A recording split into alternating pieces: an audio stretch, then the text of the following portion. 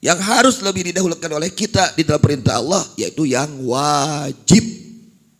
Yang wajib itu harus lebih didahulukan daripada yang sunnah.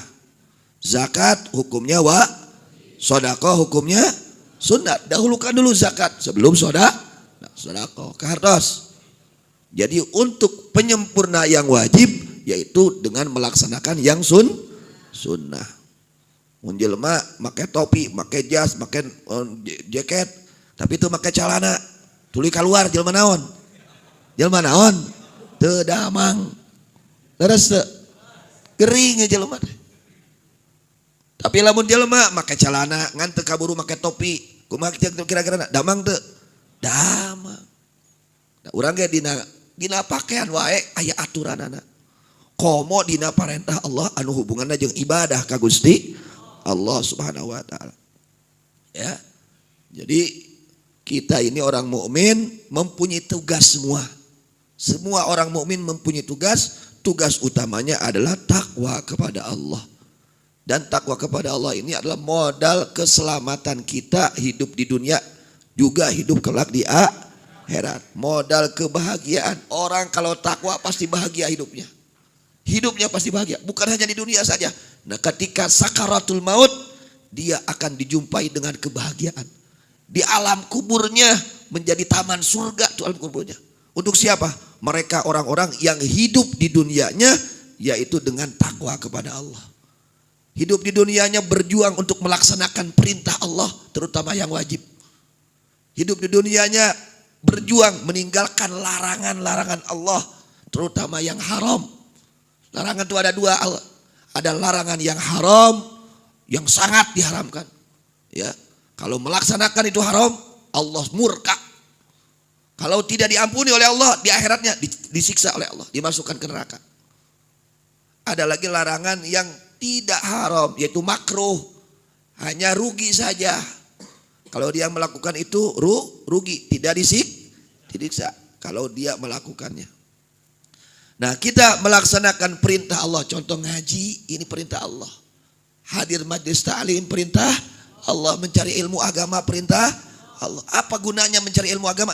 Agar sah ibadah kita kepada Allah. Sholat kita supaya benar. Akhlak kita supaya benar. Hati kita supaya benar. Niat kita supaya benar. Ini diaturnya oleh ilmu agama. Keyakinan kita kepada Allah supaya benar. Ini perbaiki. Di omean. Ibarat kalau mobil mogok itu dibawa ke bengkel supaya hirup, supaya manfaat. Leres deh. Sok mobil lainnya mogok, manfaat teu manfaat. Kitu ge urang mogok itu dek ibadah. Wah bahaya tah. Cilaka ke di akhirat. Nah, urang ayeuna ngaji teh kita belajar itu mengkaji ilmu agama untuk memperbaiki keur ngomean ibadah bisi salah. Haban we ibadah efeknya salah ibadah teh. Ya teu akur jeung syarat rukunna. Terus omean ti ayeuna. Itu keur ngomean akhlak urang kalakuan hate. Bisi aya dina ati urang kalakuan anu teu dipikaridho ku Allah. Kelakuan itu ada dua, ada kelakuan akhlak yang baik, ada akhlak yang tercela. Nah, kita harus tahu apa saja akhlak yang baik dan apa saja akhlak yang tercela. Dan Allah sangat murka kepada hambanya yang mempunyai akhlak yang tercela. Allah sangat murka. Allah tidak ridho kepada siapa saja yang mempunyai akhlak budi pekerti yang tercela. Contoh saja, Allah sering menjelaskan di dalam Al-Quran tentang akhlaknya iblis. Tentang apa? Akhlak kelakuan iblis. Iblis itu sebelum diusir dari surganya Allah, dia itu ahli ibadah, ahli sujud. Kerjanya sujud kepada Allah, sujud. Getol sujud. Urangnya eleh. Sabaraha rakaat unggal penting tahajud bapak-bapak. Berapa rakaat tiap malam tahajud? Aya 100 rakaat? 200 atuh. Paling ke 2 siki we tahajud da. Sakit oge sok tinggalun wae. Agarnya udah pas adan wae nya gitu. Ini iblis kerjanya sujud kepada Allah. Sehingga dikatakan oleh Al-Imam Al-Ghazali radhiyallahu anhu, ini sujudnya iblis di surganya Allah selama 80.000 tahun. Tuh kabayang. Gawengan sujud salila 80.000 tahun. Luar biasa rajinnya. Sujudnya rajin kepada Allah. Itu. Urang mah paling sabaraha menit salat? Lohor sabaraha menit? Paling lila 10. Kungsi sajam salat lohor. Baca surat Al-Waqiah, baca surat Tabarok itu henteu. Henteu paling ge kulhu jeung kuliah. Sakitu ge alhamdulillah ulah ditinggalkeun ya. Artinya kalau kita melihat ibadah kita dibandingkan dengan iblis, masih hebat iblis. Ya, luar biasa. Sujudnya 80.000 tahun. Di mana saat itu iblis sedang di surganya Allah. Di surga. Kemudian itu iblis pernah menjadi guru besarnya para malaikat. Kungsi jadi ajengan iblis teh. Guru besar. Pernah mengajar para malaikat. Selama berapa tahun? Selama 20.000 tahun. Pan urang mah bujung-bujung 20.000 tahun. Diuk ngaji sajam ge geus ripuh. Ngaos sajam ge ripuh, 2 jam ge ripuh. Itu iblis mah 20.000 tahun ngawurukna. Ya. Lalu bagaimana tinggalnya di surga? Kemudian berbareng dengan siapa? Temannya siapa? Para malaikat saat itu. Para malaikat itu makhluk-makhluk Allah mulia. Ya, para kekasih Allah, wali-wali Allah. Reure jeung anak jeung wali Allah. Cik beda. Ku urang bayangkeun, siga kumaha eta hebatna iblis. Cicingna di surga. Salatna sujudna tukang sujud 80.000 tahun. Ngajina ngawurukna 20.000 tahun. Babaturanana para malaikat, para wali Allah. Masya Allah tabarakallah. Luar biasa. Tapi kunaon cilaka iblis. Ieu teh sing jadi pelajaran keur urang. Sing jadi nasihat keur urang. Ya, sing jadi contoh untuk kita. Apa penyebab utama iblis itu sampai dicelakakan oleh Allah, sampai celaka, dilaknat oleh Allah, selama-lamanya tidak mendapatkan rahmat Allah. Na'udzubillah min dzalik. Salilana ya. Salilana iblis moal panggih jeung rahmat Allah. Apa penyebab utamanya? Karena satu, dia punya penyakit hati. Ngukut penyakit hati. Ngukut akhlak anu goreng. Kalakuan hati anu goreng. Ketika Allah menguji ya, iblis diuji oleh Allah. Malaikat-malaikat saat itu di surganya Allah diperintahkan oleh Allah ya untuk sujud kepada Nabi Adam alaihissalam. Sujud ini sujud penghormatan. Diperintahkan semua para malaikat yang ada di surga, diperintahkan, termasuk di situ ada siapa? Iblis. Untuk apa? Sujud kepada siapa? Nabi Adam. Sujud. Lamun jelma tara sujud. Tuluy titah sujud. Meujeunna haroream, meujeunna hesege. Da karena tara sujud. Iya mah sujudna ge geus sabaraha tahun? 80.000 tahun. Lalu diperintahkan oleh Allah seluruh malaikat termasuk iblis yang ada pada saat itu untuk sujud kepada Nabi Adam alaihis.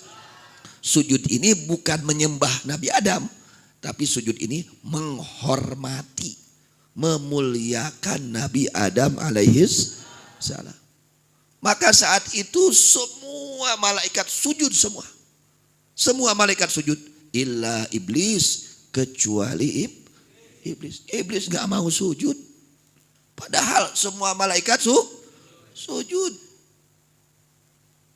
Ditanya, kenapa kamu iblis gak mau sujud? Kata iblis, ana khairun minhu. Aku ini ya Allah lebih baik daripada Adam. Karena dia punya rasa lebih baik daripada makhluk lain, maka dia tidak mau memuliakan makhluk lain yang dimuliakan oleh Allah. Karena tah gara-gara naon boga rasa dirina saluhureun batur, boga rasa dirina leuwih mulia tibatan batur, sehingga iblis teu ngagugu kana parentah Allah, teu taat kana parentah Allah, dititah sujud teu ngagugu, mung sujud. Iblis dilupa. Lupa kepada siapa? Lupa kepada tugas dari Allah.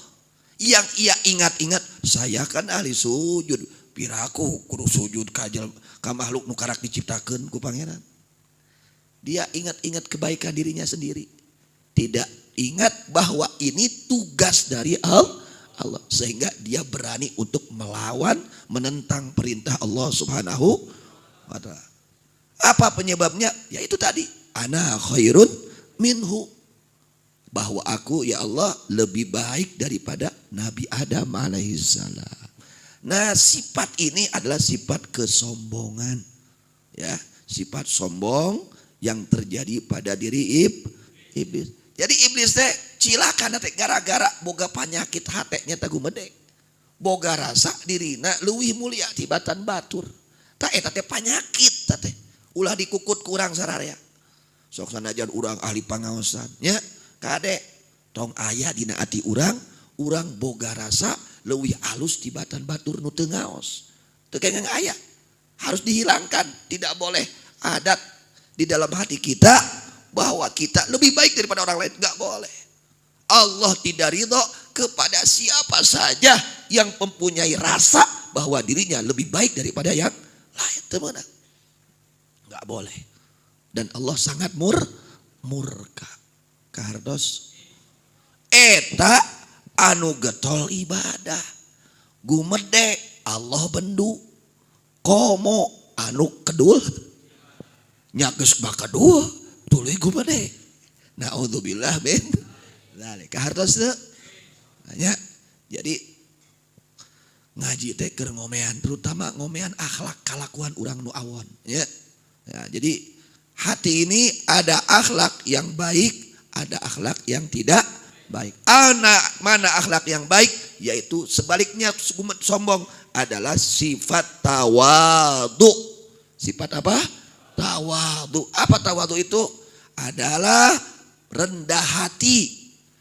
Adalah rendah, tidak merasa dirinya lebih baik daripada orang lain. Tidak punya rasa dirinya lebih baik daripada orang lain. Itu sifat tawadu. Dan sifat tawadu ini sifatnya para kekasih Allah Subhanahu wa ta'ala. Ya, para aulia Allah Subhanahu wa ta'ala, mereka mempunyai sifat tawadu, rendah hati, tidak merasa dirinya lebih baik daripada orang lain. Meskipun dia ahli ilmu, meskipun dia ahli ibadah, meskipun dia apa saja, tidak merasa dirinya lebih baik daripada yang lain. Itu harus tertanam di dalam hati kita. Dan sifat tawadhu ini Rasulullah SAW bersabda, man tawadhu'a lillah rafa'ahullah. Siapa orang yang rendah hati karena mengharap ridho Allah, maka orang tersebut diangkat derajatnya menjadi kekasih Allah. Amin. Hoyong janten kadeuh Allah, hoyong janten kakasih Allah, tah kudu tawadhu ya, rendah hati ya, merasa dirinya paling hina, merasa dirinya paling kotor. Nah itu orang-orang yang mulia seperti itu. Kalau kita kumpul seperti ini, jangan merasa diri kita paling baik karena ibadah kita, karena sholat kita, karena apa ngaji kita, karena ilmu. Jangan semua hilangkan. Harus tertanam dalam hati kita, di dalam hati ini, bahwa saya orang yang paling kotor, bahwa saya orang yang tidak baik. Harus seperti itu. Dimanapun kita bertemu dengan orang, meyakini dia lebih baik daripada kita. Itu harus tertanam. Ya, sifat tawadhu itu wajib hukumnya. Kita mempunyai sifat tawadhu hukumnya wajib, dan haram kita mempunyai sifat sombong. Itu haram, nggak boleh, berbahaya ya. Berbahaya. Apa bahayanya? Allah murka. Kalau Allah sudah murka, seluruh amal baiknya tidak diterima oleh Allah. Contohnya iblis. Itu iblis sujudnya 80.000 tahun gak dianggap oleh Allah, gak dilihat oleh Allah, gak diterima oleh Allah. Ya, padahal sujudnya 80.000. Kenapa? Karena Allah sudah murka. Nah ini hati-hati, jangan sampai Allah murka kepada kita. Ya, salah satu yang menjadi sebab murkanya Allah adalah penyakit hati. Jadi penyakit ada dua, ada penyakit badan, ada penyakit hati. Kesehatan ada dua, ada kesehatan badan, ada kesehatan hati. Kardos. Nah, kalau penyakit hati sama penyakit badan bedanya apa? Kalau penyakit badan terasa sakitnya sekarang di dunia. Karasa nyerina, nyeri waos, karaos, nyeri patuangan, karaos, panas tiris, karaos, nyeri awak teh nyeri. Ayeuna di dunia. Kalau penyakit hati tidak terasa sakitnya di dunia. Teu karasa. Urang gumede jo nyeri huntu gitu. Nyundudan huntu kunaon gumede yo gitu. Daya. Ya, tidak terasa sekarang. Kapan terasanya? Ketika kita sakaratul maut, saat itu akan merasakan sangat berbahayanya penyakit hati. Dan penyakit hati ini yang menjadi penyebab tidak diterimanya amal kebaikan kita. Amal kebaikan kita tidak akan diterima oleh Allah Subhanahu wa taala ketika disertai dengan penyakit hati. Maka wajib kita obati di penyakit hati. Jangan kita biarkan tong diararan. Di antara penyakit hati apa? Kesombongan, kehartos, yaitu tawadhu. Orang yang tawadhu itu diangkat derajatnya oleh Allah menjadi para kekasih Allah. Amin ya rabbal alamin. Mudah-mudahan ya Allah jadikan kita semua orang-orang yang tawadhu, rendah hati. Amin ya rabbal. Mana tanda orang sombong? Yang pertama Rasulullah SAW menjelaskan tanda orang sombong itu batarul haq, tidak menerima akan kebenaran. Tidak menerima akan kebenaran. Manehna salah diomean teh mung diomean. Mung diomean bari salah. Itu tanda ada kesombongan di dalam hati. Ya. Mung diomean nalika salah. Kuduna atoh urang teh mobil mogok pek teh anu ngomean kudu atoh kudu amek. Pek teh jadi hurung deh. Kudu atoh kudu amek. Kudu atoh. Ayo di meja ada kakak amek-amekan. Ulah kitu bisi cilaka aku mah kuring tah bisi kitu ya. Ulah. Justru urang kudu atoh aya nu ngomean teh. Teh we imah urang ruksak aya nu ngomean atoh teu. Nah make atoh. Jadi pada sudah dipake lagi imah teh. Nya teu riweuh, teu kabocoran dan lawan kan gitu manfaat. Dados teu ayeuna HP ruksak aya nu ngomean atoh teu pek hurung kan bisa manfaat. Kitu deui urang kalakuan urang aya nu ngomean ulah kitu sing narima. Tadi mana urang teu narima berarti aya kasombongan dina ati urang. Kadua, ciri jelema sombong, ciri jelema gumede nu kadua naon? Wa ghamtun nas, gawena ngahina batur. Ngahina si A, ngahina si B, ngahina si gawena teh we tukang ngahina we eta mah. Tukang ngagogoreng batur, ngahina batur, mitnah batur. Itu eta teh ciri jelema dina atina aya sifat gumede. Kahartos ya. Mudah-mudahan Allah ngadamangkeun sagala rupi panyawat urang sana. Panyawat lahirna sing didamangkeun, panyawat batinna sing didaramangkeun sadayana. Hajat-hajat urang saraya sing dikabul ku Allah subhanahu. Hajat agama dunia sinaran akhirat sadayana sing paranjang yuswa sehat wal afiat lahir batin. Oke mudah-mudahan sadayana dipaparinan istiqomah. Sadayana dipaparinan istiqomah. Sadayana dipaparinan istiqomah. Ya mudah-mudahan sadayana sing keng rizki husnul khatimah. Sadayana keng rizki husnul khatimah.